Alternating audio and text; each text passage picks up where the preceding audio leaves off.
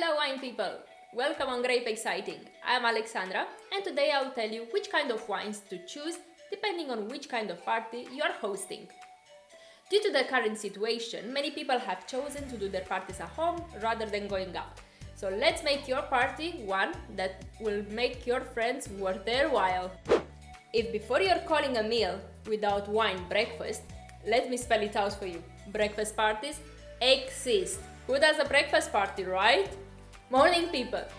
Okay, so my recommendation for this is a Moscato di Asti, coming from Piemonte, from northwest of Italy, 100% Moscato black grape variety. What will go nice with? Some fresh fruits, pancakes and maple syrup. The best part is low in alcohol, 5.5 ABV. And on the top of that is fizzy. You can serve it in your fancy flutes and exude glamour from early morning. Lunch parties or dinner parties? What's essential to consider is how many guests you have invited. For that I would estimate around half a bottle per person or maybe 3 glasses if it's a daytime drinking party. For your antipasti, I would go with the Brut sparkling wine. That will whet your guest's appetite. But if you like to take it to a different level, you can prepare Key Royales. Drop the crème de cassis in the glasses and when your guests arrive, top up with champagne. Et voila! Pink bubbles, very trendy. I would give you as well an alternative, if you don't want your guests to get tipsy too soon. The white wine spritzer. Here the choice of wine is not that relevant, because you'll dilute it anyway with soda water and sometimes even ice. With your first course, assuming that will be something light because you're saving the big guns for later, I would go with something to please the crowd. Something from the Loire Valley, like a Chenin Blanc from Vouvray, or maybe a very good Austrian Grüne Veltliner. With your main course, I have few recommendations. If you have decided to serve fish or poultry, I would go with wines that are coming from the land next to the sea, or island wines, like an Assyrtiko from Santorini. These tend to have a higher acidity, they are very clean, and they complement very well this kind of dishes. If you have meat for your main course, consider a medium to full-bodied red wine.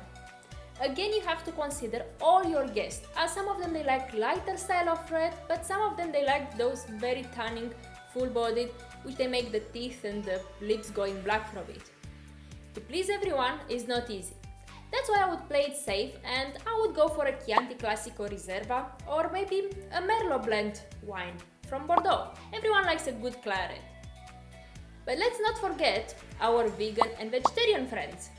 If you want to show them that you appreciate what they have embraced, go and look for vegan wines, orange wines or Pet Nats. I will drop in the description below a few very good examples. For those who have a sweet tooth, but they're already full from the lovely meal which they had, I'm sure you can still indulge them with a glass of port. Typically served between 75 and 100 ml. But as an alternative, if you're not that keen on port, I would recommend you to look for the late harvest wines. These are not very sweet and they have a very good balance between the acidity and the sweetness. Served cold, they can be quite refreshing. Classic examples are coming from Alsace or Tokai region, but I will keep an eye out for the New World wines, like Margaret River from Australia. Now, I think at this point I should mention the drink responsibly rule, but I'm sure you're still gonna have a guest who can handle a bit more. It's always handy to have a nice bottle of brandy in the house, like an XO preferably. I will talk about all these sweet wines and the digestive drinks in another videos, so please hit the notifications button not to miss anything. If you have enjoyed this video, please give thumbs up and hit the subscribe button. Thank you!